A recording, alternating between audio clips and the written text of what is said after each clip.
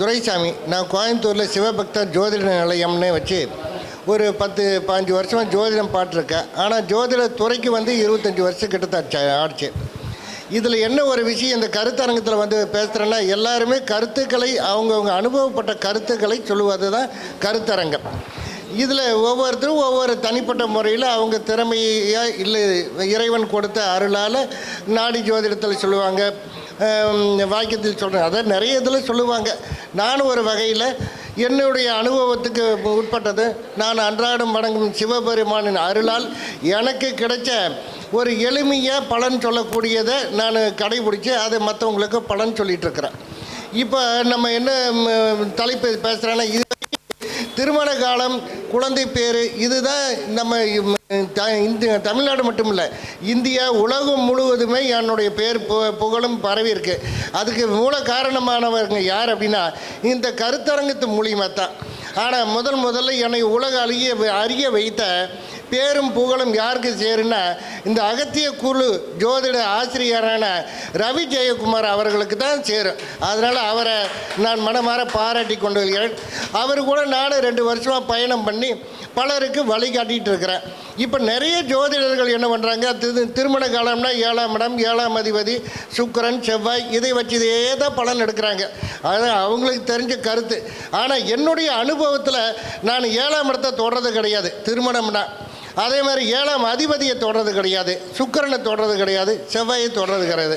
அப்போ எதையை நான் பயன்படுத்தி நான் திருமண காலத்தை எடுக்கிறேன் அப்படின்னா திசை புத்தி அடிப்படையிலேயே தான் ஒரு சம்பவம் நல்லதோ கெட்டதோ நடக்குது அப்படிங்கிறது என்னுடைய அனுபவம். அந்த திசை புத்தியிலனா அந்த லக்னத்துக்கு 9ஆம் இடம் சம்பந்தப்பட்ட திசையில் தான் ஒருத்தருக்கு திருமணம் நடக்கும். அப்போ சம்பந்தப்படுறதுக்கு லேட் ஆச்சுன்னா லேட்டாக திருமணம் நடக்கும். நீ சம்பந்தமாக படலைன்னா திருமணம் இல்லை. ஒரே வாரத்தில் பார்த்ததும் ஒரு நிமிஷத்துலையே அவருக்கு திருமணம் உண்டா இல்லையா. அப்போ என்கிட்ட நிறைய பேர் ஜாதகம் பார்க்க வராங்க. நான் பார்த்ததுமே சொல்லுவேன், இவங்களுக்கு ஏற்கனவே இந்த வருஷத்துலையும் இந்த மாதத்தில் கூட திருமணம் நடந்திருக்கணுமே, ஆனால் அது நினச்சிருக்காதே அப்படின்னா, ஆமாங்க அது டைவர்ஸ் வாங்கிட்டுங்க அப்படிம்பாங்க. அப்போ நம்ம எப்படி எடுத்தோம் அப்படின்னா 7ஆம் இடத்தை தொடலை, அந்த திசையில் அப்போ இந்த திசை தொடர்பு வருது, அப்போ திருமணம் நடந்திருக்கு. அப்போ இந்த புத்தி நடக்குது, இந்த புத்தியில் நடந்திருக்கேன். ஆனால் அந்த திசாநாதன் இந்த இடத்துலேருந்து திசை நடத்துறதுனால அது பிரிவை கொடுத்துருக்கேன். அப்போ பிரிவுக்கு நான் இன்னும் ஒரு ரூல்ஸ் எடுத்துருக்கிறேன்னா இது எல்லாருமே கவனிக்க வேண்டிய விஷயம். திருமணத்து பிரிவுக்கு நம்ம நிறைய அதாவது பொருத்த வகுப்புகள் நிறைய போடுறாங்க. மற்றவங்களை குறை சொல்ல பொருத்தம் பார்க்குறாங்க. ஆனால் எவ்வளோ நீங்கள் என்ன மாதிரி பொருத்தம் பார்த்தாலும் நம்ம ஒரு தலையெழுத்துன்னு சொல்லக்கூடிய அந்த ஜாதக கட்டத்தை பார்த்துட்டு தலையெழுத்து பிரம்மன் கை தொடங்கும் முன்னரே சிவன் கர்ப்பத்தில் நிச்சயிக்கப்படுகிறார் அப்படிங்கிறதான அந்த தலையெழுத்து அதில் எழுதியிருக்கு. அப்போ இந்த காலகட்டத்தில் தான் திருமணம் நடக்கும். இவங்க இத்தனை டிகிரி தான் படிப்பாங்க, இவங்க கூட பிறந்தவங்க இத்தனை பேர் இருப்பாங்க, இவங்களுக்கு கார்னர் வீடா இல்லை மாடி வீடா அப்படிங்கிறது எல்லாமே அந்த ஒரு ஜாதக கட்டத்தை பார்த்துட்டு சொல்கிறோம். அப்போ சொல்லும்போது வரப்போகிற கணவர் கூட பிறந்தவங்க எத்தனை பேர் இருப்பாங்க, வரப்போகிற கணவர் என்ன படிச்சிருப்பார் அப்படிங்கிறதெல்லாம் நம்ம சொல்லுவோம் இல்லையா. அந்த கணவர் நிலைச்சி நிற்குமா நிற்காதா அப்படிங்கிறத நம்ம சொல்லாமல்ல. அப்படி இருக்கும்போது நம்ம பொருத்தம் பார்க்க வேண்டிய அவசியம் இல்லை. பொருத்தம் பார்த்தா மட்டும் அப்போ தலையெழுத்தை மாற்ற முடியுமா? அப்போ நான் என்ன சொல்கிறேன், அப்போ பிரிவுக்கு காரணம் என்னங்கிறதுமே ஒரு ஜாதகத்தை பார்த்ததுமே அந்த திசாநாதன் என்ன திசை நடக்குதுன்னு பார்க்குறோம். 4 அதாவது என்னை பொறுத்த வரைக்கும் ஓப்பனாக போட்டு உடைக்கப்படும். அதை போட்டு உடைத்தேன்னு சொல்லி ஒரு சித்தர் பாடல் பாடுவார். அதுபோல் என்கிட்ட இருக்கிற விஷயத்தை இந்த கருத்தரங்கத்திலேயே போட்டு உடைக்கிறேன். அதனால் ஒளிவு மறைவெல்லாம் கிடையாது. அதனால் நீங்கள் எந்த ஜாதகத்தை வேணால் பயன்படுத்தி பாருங்கள். பிரிவு ஜாதகத்தெல்லாம் எல்லோரும் ஜோதிடர் தான், ஜோதிடர் ஆசிரியர்கள் தான், ஜோதிட குருமார்கள் தான், எல்லோரும் பயன்படுத்தி பாருங்கள். இப்போ நான் சொல்ல வர்றது பிரிவுக்கான விதியை சொல்கிறேன். 4, 7, 8, 10, 12 இந்த கிரகங்களின் திசை நடந்தால் பிரிவை தரும். அப்போ பிரிவை தருன்னா நம்ம அப்போ பொருத்தம் பார்க்கும்போது இன்னொரு பையனோ பொண்ணுக்கோ பொருத்தம் பார்க்கும்போது நீ என்னதான் தங்கமான பொருத்தமாக பார்த்தாலுமே அப்போ பிரிவை தருன்னு முதல்லையே இந்த திசை நடந்ததில் திருமணம் நடந்தால் பிரிவை தரும் அப்படின்னு சொல்லிட்டு போகிறோமில்ல. அப்புறம் நீ எப்படி இருந்தாலும் அந்த பிரிவு கொடுத்துருன்னு தெரிஞ்சிருது இல்லையா. அப்போ நம்ம என்ன பண்ணலாம், அதுக்கு ஒரு மாற்று வழி ஒன்று இருக்கணும் இல்லையா. அதுதான் அதை பரிகாரம்னு சொல்லுவாங்க. அப்போ இந்த பரிகாரம்னு சொன்னால் ராகு கேதுக்கு தான் பரிகாரம், செவ்வாய்க்கு பரிகாரம் அப்படிங்கிறதால நான் எடுத்துக்கிறதில்ல. அந்த திசாநாதன் 2-7 கெட்டு போய் 8ஆம் இடமும் கெட்டு போனால் அவங்களுக்கு மாங்கல்ய தோஷம். அது பையனுக்கு எப்படி மாங்கல்ய தோஷம், பெண்ணுக்கு தானே மாங்கல்ய தோஷம். அப்போ ஆணுக்கு ஆயுள் தோஷம்னு எடுத்துக்கங்க. இல்லைன்னா 8ஆம் இடம் அவமானம் சங்கடம்னு எடுத்துங்க. அதனால அந்த பையனாக இருந்தாலும் பெண்ணாக இருந்தாலும் ஒரு பரிகாரம்னு சொல்லி ஒரு பரிகாரத்தை பண்ணி, அப்போ அந்த பரிகாரத்தில் அந்த முதல் தாரத்தை கழிச்சிட்டு வேணால் இது 2வது திருமணமாக பண்ணி வைங்க, நிலச்சி நிற்கும் அப்படிங்கிறது தான் என்னுடைய அனுபவம். சரி, இப்போ திருமண காலத்தை பற்றி நிறைய விஷயம் நான் பேசியிருக்கேன். இப்போ நான் புதுமையாக ஒரு 4ஆம் பாவகத்தை பற்றி பேசலான்னு வந்திருக்கேன். இப்போ 4ஆம் பாவகம் அப்படின்னாவே உங்கள் ஜோதிடர்கள் எல்லாத்துக்கும் என்ன ஞாபகம் வரும்? 4ஆம் பாவகம்னா தாயார், முதல்ல எடுத்தது தாயார் தான் வரும். தாயார், வீடு, வண்டி, வாகனம், அப்புறம் பதவி, கல்வி, தந்தையின் ஆயுள். அப்போ தந்தைன்னு சொல்லக்கூடியது 9க்கு நேர் 8ஆம் இடம் தான் தந்தையின் ஆயுள் 4ஆம் இடம். இதை பற்றி இன்னும் நிறைய சொல்லிகிட்டே இருப்போம். இருந்தாலும் ஒரு 2-3 இதையும் மட்டும் நான் இப்போ சொல்கிறேன். இப்போ முதல்ல தாயார்னு சொன்னது கடைசியில் சொல்ல, ஏன்னா தாயாருக்கு நம்ம அந்த ஒரு வாழ்க்கைக்கே ஒரு சிறப்பை கொடுக்காது. இப்போ உதாரண ஜாதகத்துக்கு இது ஒரு ஜாதகம், ஒரு அந்த எடுத்துக்கிறோம். வாஸ்து சாஸ்திரம் பார்க்குறவங்க நிறைய நம்ம ஒரு ஜாதகத்தை பார்த்ததுமே அந்த ஜாதகருக்கு வாஸ்து தோஷம் இருக்கா அந்த வீட்டில்,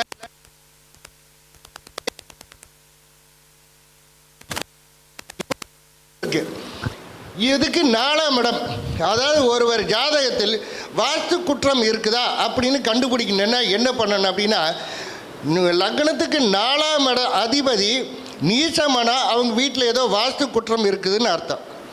அல்லது அதுக்கடுத்து செவ்வாய்னா பூமிக்காரகன், பூமிக்காரகன் நீசமானாலும் அவங்களுக்கு வாஸ்து குற்றம் இருக்குது அப்படின்னு அர்த்தம். இது ஒரு ஜாதகம் என்கிட்ட வந்தது. இந்த 4ஆம் அதிபதி புதன் போய் நீசமாக இருந்தது. அப்போ இந்த புதனை எந்த திசையை குறிக்கும்? அதாவது வடக்கு கிழக்கு குறிக்கும். வடகிழக்கில் நம்ம நவகிரகங்களை பார்த்தாவே எந்த திசைன்னு நம்ம சொல்லலாம். அப்போ உங்கள் வீட்டில் வடகிழக்கில் ஏதோ வாஸ்து குற்றம் இருக்குதுங்க அப்படின்னு நான் சொன்னேன். ஆமாங்க, அந்த இடத்துல தாங்க செப்டி டேங்க் போட்டிருக்கிறாங்க அப்படின்னாங்க. அப்போ வாஸ்து குற்றம் ஜலமூலைன்னு சொல்லக்கூடிய அந்த இடத்துல செப்டி டேங்க் போடக்கூடாது இல்லையா? அப்போ வாஸ்து தோஷம் இருக்குது அப்படின்னு சொன்னேன். அதே போல் செவ்வாயின்னு சொன்ன, செவ்வாய் நீச்சம், பூமிக்காரகன் செவ்வாய், காரகாதிபதியை எடுத்துக்கிறோம். அந்த செவ்வாய் இங்கே வந்து நீச்சமாக இருக்குது. செவ்வாய்னா எந்த திசையை குறிக்கும்? தெற்கு திசையை குறிக்கும். அப்போ உங்கள் வீட்டில் தெற்கு திசையில் ஏதோ பயன்படுத்தாமல் அது மேடாவோ இல்லை பள்ளமாவோ இருக்குது அப்படின்னு கேட்டேன். ஆமாங்க, அங்கெல்லாம் குப்பை போட்டு வைக்கிற குழி தாங்க இருக்குது அப்படின்னாங்க. அப்போ தெற்கு திசை குழியாக இருக்கக்கூடாது இல்லையா, குப்பை போடக்கூடாது, அப்போ தோஷம் இருக்குது அப்படின்னு சொன்னேன். சரி, உதாரணத்துக்கு இன்னொரு ஜாதகத்தையும் சொல்கிறோம், அப்போ தான் சில விஷயங்கள் உங்களுக்கு புரியும். அப்போ தோஷத்தை பற்றி நம்ம சொல்கிறதுக்கு ஈஸியாக இருக்கும். ஒரு கடக லக்னம், இங்கே சுக்கிரன்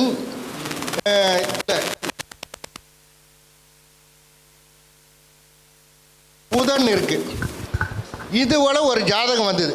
அப்போ நான் என்ன சொன்னேன், உங்கள் வீட்டில் 4ஆம் அதிபதி நீச்சமாயிருச்சுங்க, அதனால் உங்கள் வீடு அது தோஷம் அப்படின்னா அது என்ன மாதிரி தோஷம்? இப்போ அதுகளுக்கெல்லாம் முதல்ல சொன்னது வந்து இந்த திசையிலன்னு சொன்னோம்.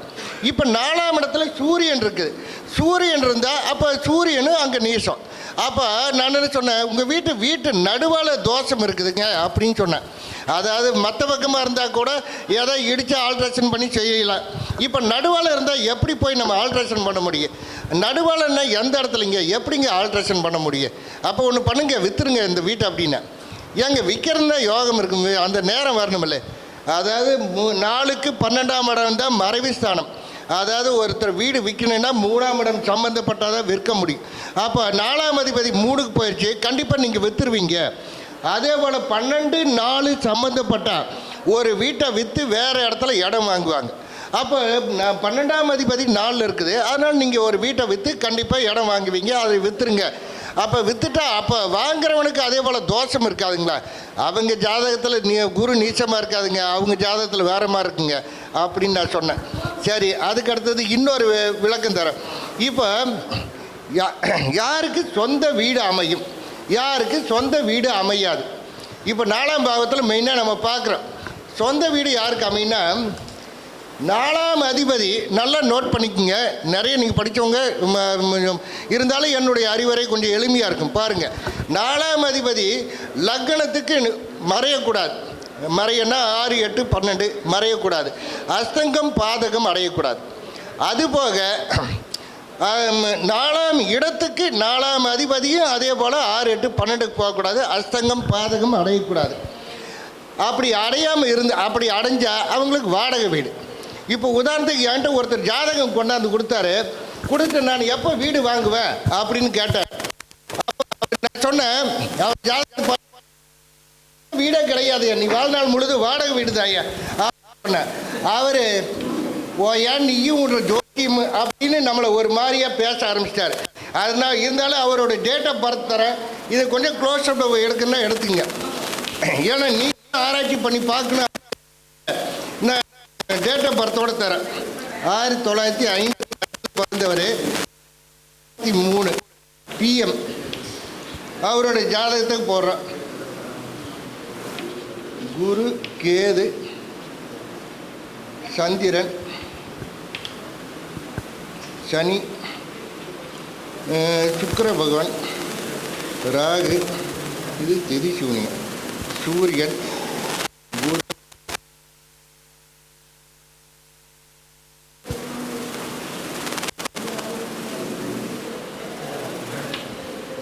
இந்த ஒரு ஜாதகம் நம்மகிட்ட வந்தது. இவருக்கு சொந்த வீடு கிடையாது, வாடகை வீடுன்னு. அவர் எப்படி, இது ஆண் ஜாதகம், வீட்டையும் காட்ட முடியாது. அதாவது ஊர் தேவையில்லை, நீங்கள் இது நீங்கள் இருக்கிற ஊரே போடுங்க, இதே தான் வரும். திசை புத்தி மாறாது, கட்டங்கள் மாறாது, திசா புத்தியே மாறாதுங்கும் போது அப்புறம் எதுவுமே மாறாது. அப்போ நம்ம ஊருக்குள்ளே இருக்கிறது தானே எடுக்க போகிறேன். அதாவது சில விஷயங்கள் சில இடத்துக்குள்ள ஓப்பனாக சொல்ல முடியாது. இருந்தாலும் நீங்கள் இப்போதுக்கவே நீங்கள் போட்டு பாருங்கள். அதை மட்டும் நான் சொல்ல வரல. நான் சொல்கிற ரூல்ஸு நீங்கள் எல்லாருமே ஜோதிடர், உடனுக்குடன் உங்களுக்கு சொந்த வீடா இன்னும் நான் சொல்ல போகிறதெல்லாம் நோட் பண்ணி பார்த்துங்க. இப்போ பாருங்கள், லக்னத்துக்கு 4ஆம் அதிபதி அவர் என்கிட்ட என்ன சொன்னார், நீயும் உன் ஜோசியன், நான் ஒரு 25 லட்சம் வச்சுருக்கிறேன். இப்போ தான் நான் அடுத்த வாரம் கொண்டு போய் அக்ரிமெண்ட் போடுறதுக்கு பணம் கொடுக்க போகிறேன். நீ அதுக்குள்ளே நமக்கு சொந்த வீடு இல்லைங்கிற போப்போ அப்படின்னு நம்மளை சொன்னார். நான் சொல்லலப்பா, நான் ஜாதகங்களை பார்த்து தான் சொல்கிறேன் அப்படின்னு. அதே போல் அவர் என்ன பண்ணார், அடுத்த வாரமே ஒரு 5 லட்ச ரூபா அட்வான்ஸ் கொடுத்துருக்காரு.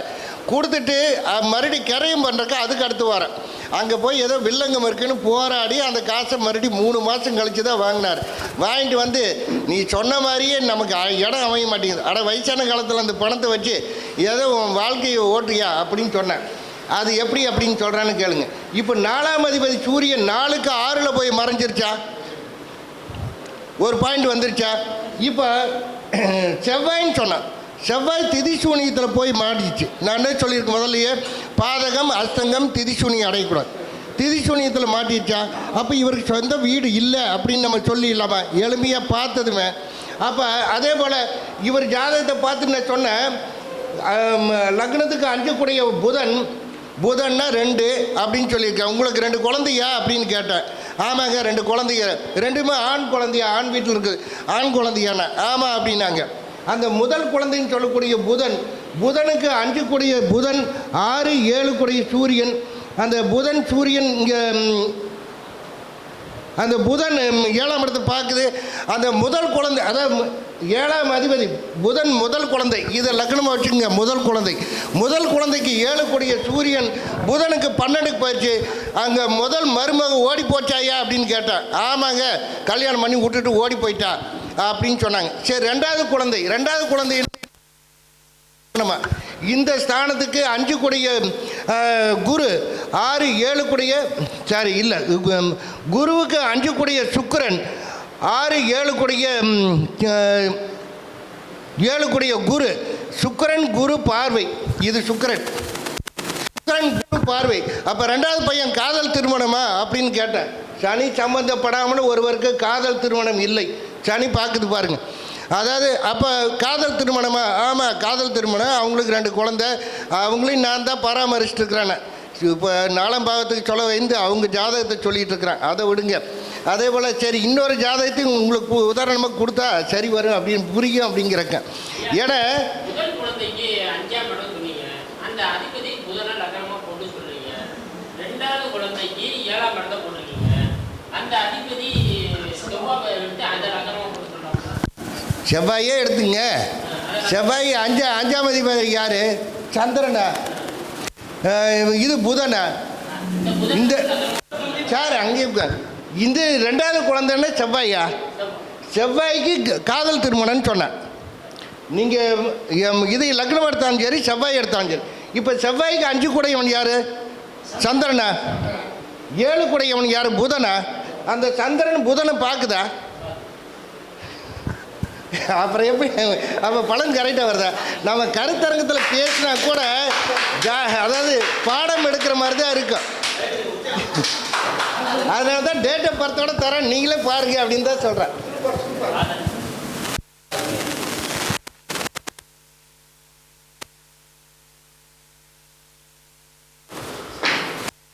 இது ஒரு ஆண் சந்திரன்,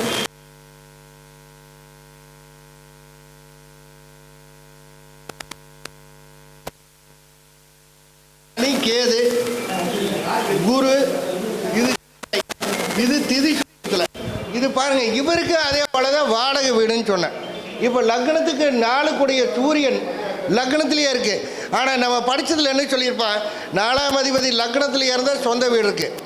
ஆனால் லக்னாதிபதி 4க்கு போனாலும் சொந்த வீடு இருக்கு அப்படின்னு சொல்லுவோம் இல்லையா? போய் அது வக்கரமாச்சு அப்படின்னு நம்ம பார்க்குறோம். அதாவது 4ஆம் இடம் லக்னத்திலேயே இருந்தாலும் அவங்களுக்கு ஏன் சொந்த வீடு அமையல நம்ம பார்க்குறோம்.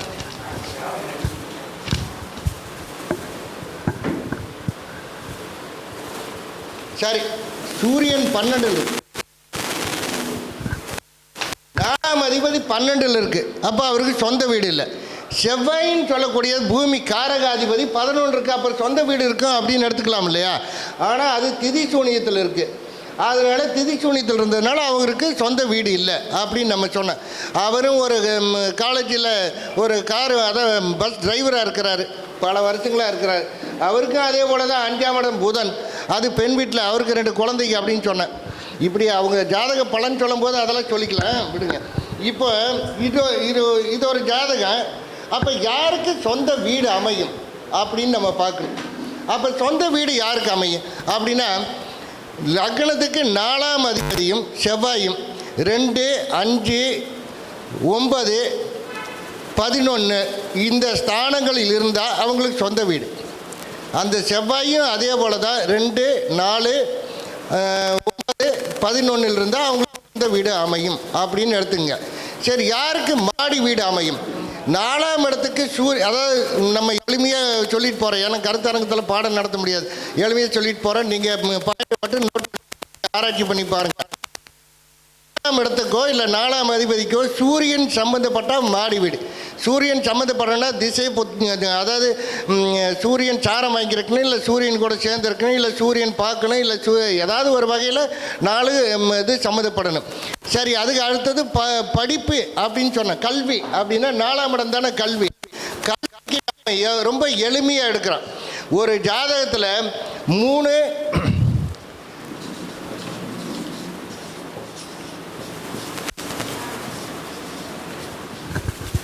ஒரு ஜாதகத்தில் 3ஆம் இடம்ங்கிறது வந்து 10th. என்னுடைய அனுபவத்தில் தான் நான் கருத்தரங்காக சொல்கிறேன், கருத்துல சொல்கிறேன். 3ஆம் இடங்கிறது 10th வரைக்கும் படிப்பு.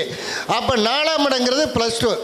அப்போ 3ஆம் அதிபதியும் அதாவது கல்விக்காரகன் சொல்லக்கூடிய புதன் நல்ல நிலையில் இருந்தால் அவங்க 10th படிச்சிருக்காங்க அப்படின்னு சொல்லுங்கள். இப்போ 4ஆம் அதிபதியும் 3ஆம் அதிபதியும் தொடர்பு இருந்தால் அவங்க +2 படிச்சிருக்காங்கன்னு சொல்லுங்கள். அப்போ 4ஆம் அதிபதி கெட்டு போய் 3ஆம் அதிபதியும் 5ஆம் அதிபதியும் தொடர்பு இருந்தால் அவங்க ஐடிஐ படிச்சிருக்காங்க அப்படின்னு சொல்லுங்க. ஐடிஐ டிப்ளமோ படிச்சிருப்பாங்கன்னு சொல்லுங்க. ஏன்னா 4ஆம் இடம் சம்மந்தப்படலை. அப்போ +2 படிக்காம 10th முடிச்சா அப்படியே ஐடிஐ காலேஜுக்கு போகிற பசங்க இருப்பாங்க இல்லையா? அப்போ அவங்களுக்கெல்லாம் 4 தொடர்பு இல்லை, 3, 5 தொடர்பு பெற்றா அவங்க ஐடிஐ இல்லை. அப்போ உதாரணத்துக்கு லக்னத்துக்கு 3ஆம் இடங்கிறது அதாவது 10th, 4ஆம் இடங்கிறது +2, 5ஆம் இடங்கிறது உயர்நிலை கல்வி. அப்போ உயர்நிலை கல்வி எத்தனை படிச்சிருப்பாங்க? அது இப்போ கல்வியில் வந்து பேருக்கு சொல்லுவாங்க, நிறைய இருக்குது. ஒன்றும் இல்லை, மருத்துவம் அப்படின்னு சொல்லிட்டோம்னாவே அதை பிசியோதெரப்பி மருத்துவமா, ஆயுர்வேத மருத்துவமா, இங்கிலீஷ் மருத்துவமா, அதாவது அதில் வர அதாவது நரம்பு சம்மந்தப்பட்ட டாக்டரா, இப்படி நிறைய அதில் 65 விதத்துக்கு மேலே சொல்கிறாங்க. அதே போல் இன்ஜினியரிங் சொன்னாலும் அதுலேயும் நிறைய சொல்கிறாங்க.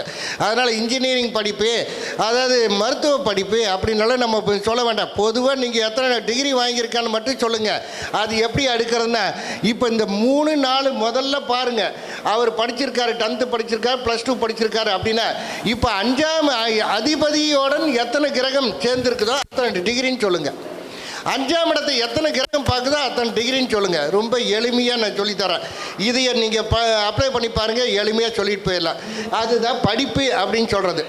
சரி, தந்தையின் ஆயுள் அப்படின்னு சொன்னால், இப்போ லக்னத்துக்கு 9ஆம் இடம் தான் தந்தை, தந்தைக்கு 8ஆம் இடம் தானே ஆயுளை குறிக்கூடுது.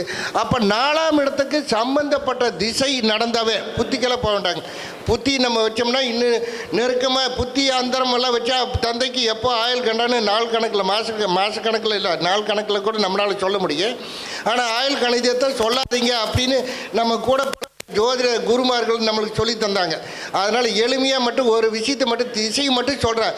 ஒருவரின் லக்னத்துக்கு 9க்கு 8ஆம் இடத்தை சம்மந்தப்பட்ட திசை நடந்தால் தந்தைக்கு ஆயுள் கண்டம்னு சொல்லுங்கள். இப்போ அதனால் நீங்கள் ஏற்கனவே தந்தை இல்லாதவங்க ஜாதகத்தை நீங்கள் நிறைய ஆராய்ச்சி பண்ணுவீங்க. அப்போ பாருங்கள், அப்போ எந்த திசை நடக்கும்போது தந்தைக்கு ஆயுள் கண்டம் வந்தது அப்படின்னு பாருங்கள். அதுக்கடுத்தது என்ன புத்தின்னு நம்ம சொல்ல முடியும். ஆனால் இது சொல்ல வரல, வேண்டாம் அப்படிங்கிறது. சரி, இப்போ 4ஆம் இடம் வண்டி வாகனம் அப்படின்னு சொல்லுவாங்க இல்லையா? அப்போ 4ஆம் இடத்த எந்த கிரகம் சம்மந்தப்பட்ட வண்டி வாகனம்? ஒன்றும் இல்லைங்க, 3-4 சம்மந்தப்பட்டால் 2 வீலர் வச்சுருப்பாங்க. நீங்கள் வேணால் பாருங்கள். 4-5 சம்மந்தப்பட்டால் கார் வச்சுருப்பாங்க. அந்த 4-5 கூட சுக்கரன் சம்மந்தப்பட்டதுன்னா சொகுசான வண்டி வச்சுருப்பாங்க. சனி சம்மந்தப்பட்டால் பழைய காராக இருக்கும், இல்லைன்னா பெரிய வண்டியாக இருக்கும். இப்படி எளிமையாக அவங்க கார் வச்சுருப்பாங்களா, வண்டி வச்சுருப்பாங்கன்னு இப்போ 4-5 மட்டும் படுத்தி பாருங்கள், கார் வச்சுருப்பாங்களான்னு தெரிஞ்சு போகும். அது எல்லாம் எப்போ நடக்கும் அப்படிங்கிறது தானே அடுத்த கேள்வி. அதைத்தான் திசா புத்தின்னு சொல்லி ஒரு வகுப்பை நம்ம நடத்துகிறோம். அதாவது திருமண காலத்திலேயே காலம் வகுப்பு நடத்துகிறோம். அதே போல் ஜாதக பலன் அறிதல் அப்படின்னு சொல்லி அடுத்த வகுப்பு ஒன்று நடத்த போகிறோம். அந்த வகுப்பில் கலந்துக்குங்க. ஒவ்வொரு சம்பவங்கள் எப்போ நடந்தது, இல்லை நடந்துகிட்ருக்கு, நடக்க போகுது அப்படின்னு முக்காலத்தையும் உணர்ந்து நம்ம என்னுடைய அறிவுக்கு எட்டியபடி இருந்தாலும் துல்லியமாக சொல்ல முடியுங்கிற நம்பிக்கையில் என்னுடைய அறிவுரையை நீங்களும் ஏற்று பலருக்கு வழிகாட்டுங்க அப்படின்னு சொல்லி கூப்பிட்றேன். மேற்கொண்டு இதில் ஏதாவது சொல்ல வேண்டிய. அதே போல் எந்த திசையில் வீடு அமையும் அப்படின்னு ஒருத்தர் கேட்பாங்க. இப்போ லக்னத்துக்கு 4ஆம் அதிபதி யார்? 4ஆம் இடம் எது? அதான் வடக்கு திசையை குறிக்கும், கிழக்கு தெற்குன்னு உங்களுக்கு தெரியும். அப்போ உங்களுக்கு வடக்கு பார்த்த வீடாக இருக்கும் அப்படின்னு சொல்லுங்கள். அதே போல் கிழக்கு தெற்கு மேற்கு கிழக்கு உள்ள வீதியில் தான் உங்களுக்கு வீடு அமையுங்க, வடக்க பார்த்த வீடு அப்படின்னு சொல்லுங்கள். அப்படி அது இல்லைங்களே அப்படின்னு ஒரு வார்த்தை அப்படி இழுத்தாங்கன்னு வச்சுங்க, அதுக்கு நேராக இப்படி எடுத்துங்க. அப்போ தெற்கு பார்த்த வீடுங்களா அப்படின்னு கேளுங்க. அப்போ வீதி அதே தான், அதாவது மேற்கு கிழக்குள்ள வீதி தான். அப்போ வடக்கு பார்த்த வீடாக இருக்குன்னு இல்லை, அப்படி இல்லை அப்படின்னு இழுத்தாங்கன்னா தெற்கு பார்த்த வீடுங்களா அப்படின்னு கேளுங்க. ஆனால் வீதி மட்டும் மாறாது. இவ்வளோதான் எளிமையாக.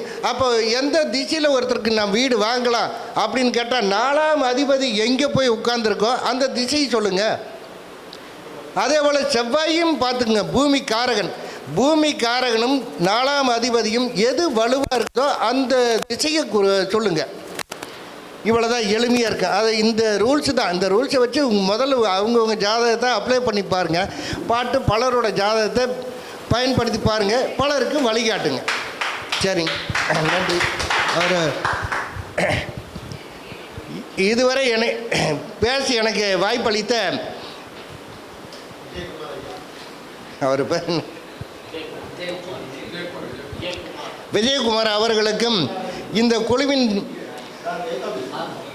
செயலாளர்களாக இருக்கும் அனைவருக்கும் எனது நன்றியை தெரிவித்துக் கொள்கிறேன். வணக்கம்.